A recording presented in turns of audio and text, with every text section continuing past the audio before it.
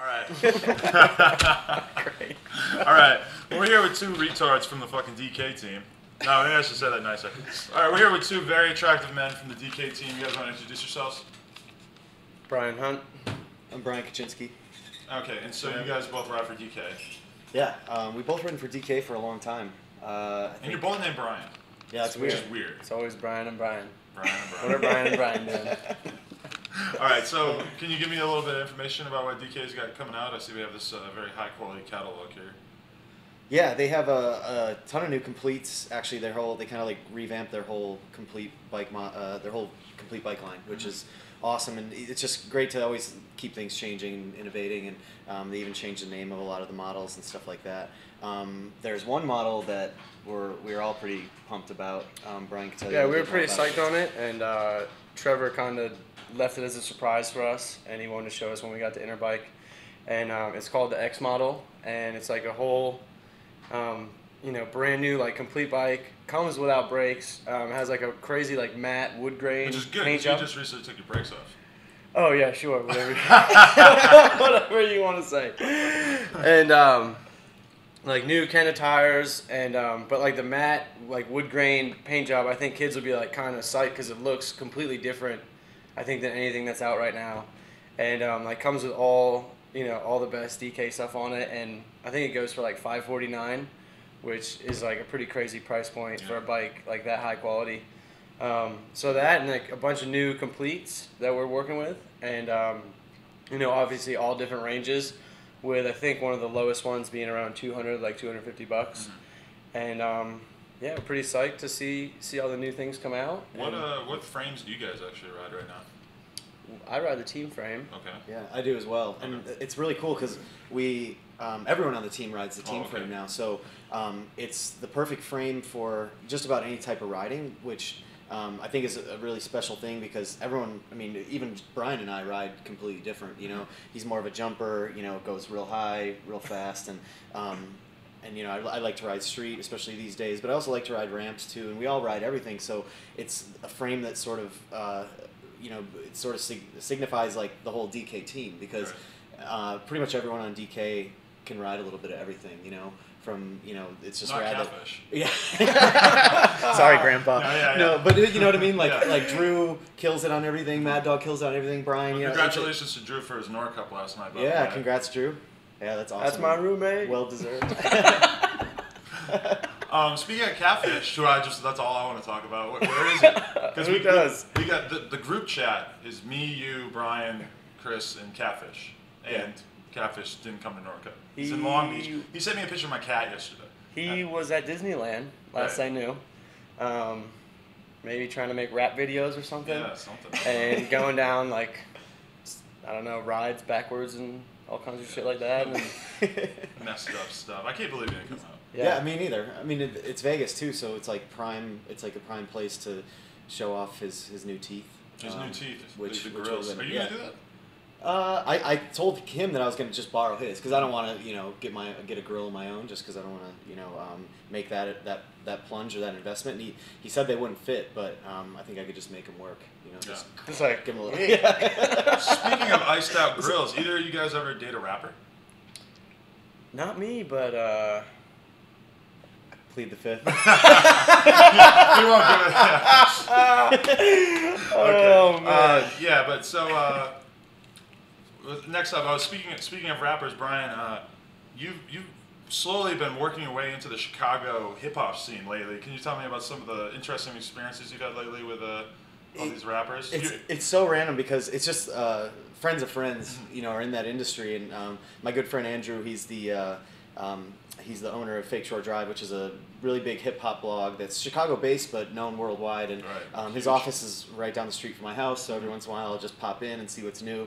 And when you have friends like that who are so in the industry, they're always introducing you to new stuff and new local talent, and I just love Chicago in general because there's whether it be music or art or anything, there's tons of just local talent, but the music thing, the hip hop thing in particular, is just crazy. And I found myself at just like random like social events with You'll be texting me Chicago like, rappers. You'll be texting me, Chief Keef is coming. He's gonna be here in a minute. Have you ever meet Chief Keef? No. But I met all of his that whole other like GBE crew or whatever. But yeah, and also the bakery is also a home to it's a home to a lot of rap video shoots.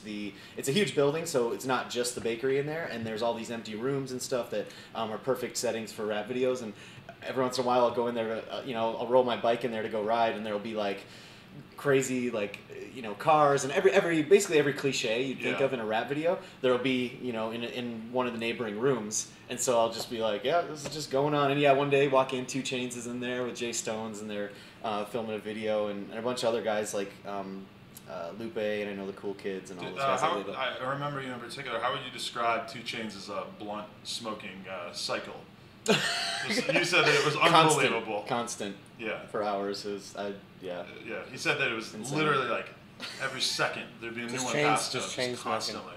Because these guys do not smoke, and they give us a lot of shit for smoking. So I don't give you any shit. Yeah, well, okay, but speaking, you make fun of us all the time. I don't make fun of you. I join in the jokes. This is a question. This is a good question. Speaking of the rap scene, and a lot of these rappers kind of come from these rough family lives. They come from the hood, the ghetto. Brian, you're from Derry, New Hampshire, which is a place that has a lot of street cred. Yeah, I'd say so. Yeah. A lot of street cred. A lot of street cred. Insane street cred. How would you describe? Nashville, where I'm from, has a burgeoning juggalo scene. Or so you say. You are a juggalo. Last time I was back, they told me that there's a juggalo BMX game. I wouldn't doubt it. Did you get in yet? I would love to get down with the crew. I don't know if they'd jump me in. I don't know if I'll survive, but it sounds cool. That's something. Because me and you are both two of the. There's not that many guys from New Hampshire out here. But I know, not too many. We only got Clint Reynolds, Josh Hino presented last night. That was pretty cool. I got a picture of Josh Aaron Hino. Smith, Zach Early's right on the edge, kinda. Yeah. But John Ludwig.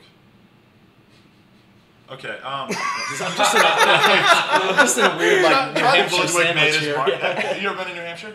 I have not. Really? No. it's cool. But I love granite countertops, and I'm sure those. The man in the mountain. We really took him for granted. Yeah. What's your earliest memory of meeting me? You just sit at the skate park, like not doing anything at all. I'm like, who's that fucking nerd like, sitting over there? And he's just like, oh. By the time I already met you, you were foofing him backwards.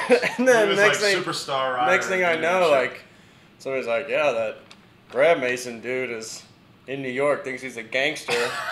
He's got some stupid website. I was like, you started a website? What an idiot. Yeah, what an idiot. Yeah. And now here we are, and I gotta do interviews for you. Now I get to make fun of you on camera, yeah. This is a question from Catfish. Ask Brian Hunt about being an ignorant American overseas and never trying new food. Unbelievable. I'm gonna kill him. I just don't like food anywhere, like in America or anything. I don't think it's being ignorant.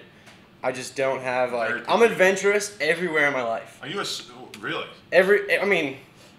I'm for the most part. Really? Okay. Except for food.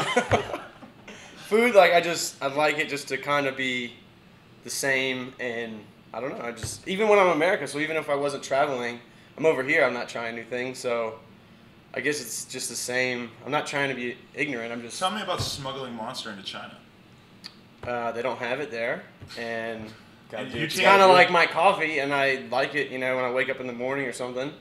And everything else is watered down, so you can't even get any of the other drinks. The Red Bull in China is disgusting. Yeah, it sucks. So I go to the store. I will put about, depending on how many days. But specifically, because you can't get through the. Oh, do you bring it in your carry-on? No, I put it in my suitcase. Oh, okay. Because I thought you were buying it in the actual airport. I did that once, and I realized that spending $40. Yeah. I could actually just put it in my suitcase, in between the clothes, and it won't. Hopefully it doesn't. Have you ever had to pay overweight charges to feed this habit? Because of Monster, wow. No. What about the time when you gave your dad fake Monster? He was upset. Tell the story. I like this story. He gives his dad because. No, Jamie Bestwick. Yeah. Didn't realize it, and he has the little cans that have just water in them. But it looks like. But it looks exactly the same. and it just like in a little tiny letter says water. And you can like, only really get these if you're on the team. Yeah, if you're on the team, right? it's for like you're at a contest and you just want water. And secret's out. Yeah. The secret's out on that one. Sorry, guys. Sorry. The industry shit. And so there was some in the garage when I came home from like being at camp, and I saw Jamie, and he's like, "Oh yeah, give me a couple cases," and I didn't realize that one of them was water. And my dad went in, for his buddies at work. He was like, "Oh, I'm gonna grab all my boys some." My son gets free Monster. I'll hook you up. They crack it open. It's just water. He brings a bunch to work, and he texts me. He was like, "What's up with this Monster?" And I was like, "What?" He's I like, just love the all the dudes are so bummed it's water, and I was like, it's just like a bunch of dudes are on break at work. They're like, "Yeah, let's." I picture him like 1950s New York City, like sitting on the frame of the building, like up top. It's like just ready for some energy. And I don't know what he does this for a living, but water. that's what I imagine. What's a Peter Pan? It's when you do a nothing and put your hands on your hips. Like and you do this. Yeah, it's just fun. like, it's just a joke, and it's just like it grows on people because I'll go somewhere and they'll have seen it and they'll be like, "Yo, can you just do a Peter Pan real quick?" I'm just like, "Yeah, whatever." Just like, it's just off to Never Neverland. It's just off to Never Neverland, and people love it. And so. for people who don't know, what's a stovetop? Because the Peter Pan and the stovetop are what Cap just told me to ask you about. Stovepipe. Stovetop. It's like a one-handed X down. Yeah.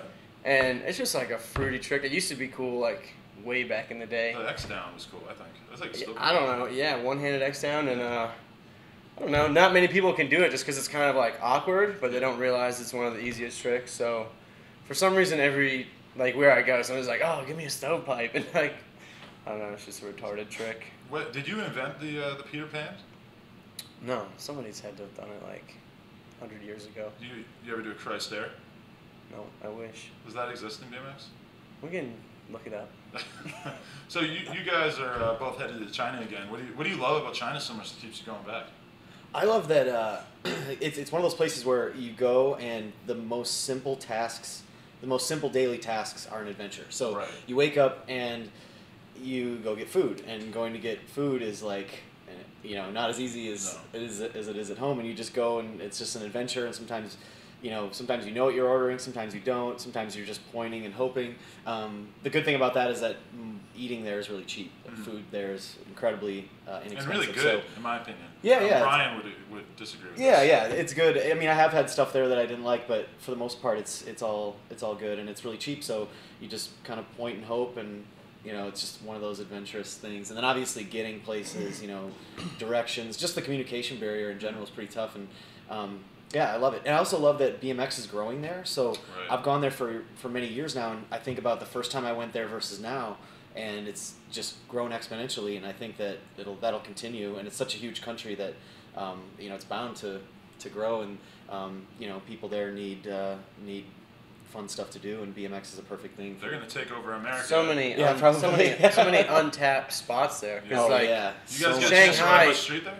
Yeah, I've ridden around Shanghai a lot. I haven't ridden around Beijing, but it looks like Beijing was good as well. But Shanghai is like endless. I mean, you'll be driving and you'll be going through the city, and there's like 3 separate skylines. Where it's every city in America, for example, has one skyline. And you're like, oh, that's the city. Well, Shanghai, it's like, whoa, there's that skyline. Then in the distance, there's that one. And then once we get past all this smog, there's another skyline over here. So like, it's crazy. It's awesome, and I think it's really untapped. And who knows? It could be, for all we know, the next Barcelona. Not to call it out or anything, but it could be, because it's just so big and no one's really explored it. Yeah, so the Eclat guys, they did an awesome job, and but again, they just scratched the surface, and but yet they still killed it. And Brian, how do you deal with the food situation when you're out there? in a week in China, how many times are you going to McDonald's? I mean, a couple 21? A couple times. I like this. He imports goldfish. I bring goldfish. Cheez-Its, whatever. Yeah, I bring power bars. He's preparing for. I bring I bring everything already, so that when I get there, I'm not stressed, because these guys are out and eating duck heads, and I'm just like, what am I gonna do? I mean, it's awesome watching them try stuff. More power to them. They're just doing, they're just sending it, and that's fun for me to watch. But I like just hanging out, and McDonald's, Pizza Hut. Pizza Hut is actually crazy luxurious over there. It looks, there's fish tanks and aquariums, and It's They just have all like kinds of super weird like gourmet nice, pizzas, yeah. super nice lighting and everything. And I eat the street meat though. I get down with the street meat. Okay. And Pause. But So- would you agree with me that Brian Hunt is an amazing person to travel with? Yeah. Yeah. Because you can see it in his face right now. He's so happy. Whatever he's doing, he just loves the experience. He's always laughing his ass off. It's great. And he appreciates all the bizarre situations. You know, some people it would like stress them out and weird them out or whatever. And that's where Brian and I get along a ton. Like we'll just see something completely crazy or out of our norm, and you just kind of shake your head and it's like another take planet. it in. Like you look that way, you're like, what the hell's going on over there? And, like, he really appreciates. and then you look that way, Yeah. and you're like, are you fucking kidding me? Like there's just so many bizarre things, and then you always think you're gonna die because an intersection Oh my god. just looks the like traffic, Wall yeah. Street. You know what I mean? Like there's just all these things, but like all the people, you know, swerving and bobbing all around, and somehow nobody dies. Yeah. Like it just Well, they works. die. Sometimes. Sometimes, Well, yeah. it's funny too because you don't see people get super stressed out about the traffic either. It just At home, you know, when you get in a Totally traffic jam, people will be honking and flipping each other off and stuff like that. There, for the most part, everyone's really calm and just kind of chills when all that's going on. and Describe it's really Kane Wang in 3 words. cool. Kane. Just a You got to take this one. Big- furry cat. Big gay panda. Yeah, he's a panda. Yeah. Kane Wang, if anyone doesn't know, is like the head of the. Yeah, I mean he's awesome the head of the because China he scene. runs China. Like Yeah, he makes he moves. knows everything. Like he runs like everything. You know what I mean? I don't know anybody that does anything close to what he does, and he brings over as many international riders as he can for contests, and trying to give his riders also like some limelight from us seeing them and like seeing how they progress in all their skate parks and everything, and to keep giving China. Like the coverage of like what they have, so people want to go there and they want to like come experience like that crazy lifestyle. Because anybody I've told, they're like, man, like I want to go there, because it's not like you go to Europe. It's tough to just jump in. Yeah, like you just Yeah. go to Europe and like there's kind of some similarities and like there's some stuff, but like you go over there, like nothing in Chinese sounds anything like any words Yeah. that you could have. And we should shout out his BMX hostel. That Well, I or have to just go. CN BMX in general, and that's CNBMX. the biggest pat on the back I got to give to Kane is that he has his website CN BMX, and he does so much surrounding that to like foster the scene and build the scene and grow the scene there. Where it's bound to get bigger, and it's gotten bigger just because of him and the stuff that him and his brother Clark have done, and it's amazing. I don't know how this became the China interview instead of the DK interview. Yeah. But I guess Brian, you got to go get on the plane, so we got to cut this kind of short, huh? Yeah, but man, I appreciate you. Yeah, it's been awesome having you guys on. I look forward to my phone exploding in my pocket at all times because you guys are constantly texting me stupid stuff you're doing while you're drunk. And yeah, it's good having you guys on. DK Bicycles. Check out the website, dkbicycles.com, online store, see what we're up to. You got to buy some stuff because if not, Brian's not going to be able to afford any more goldfish And ice cream. and fake monster. Yeah, they're on Twitter and Instagram as well at DK Bicycles, and they'll keep you updated with all the new products and just other fun stuff. So follow them, and yeah. Sounds good. All right, thanks for coming on, guys. Thank you. There you go. Awesome. Gucci. That's good. John,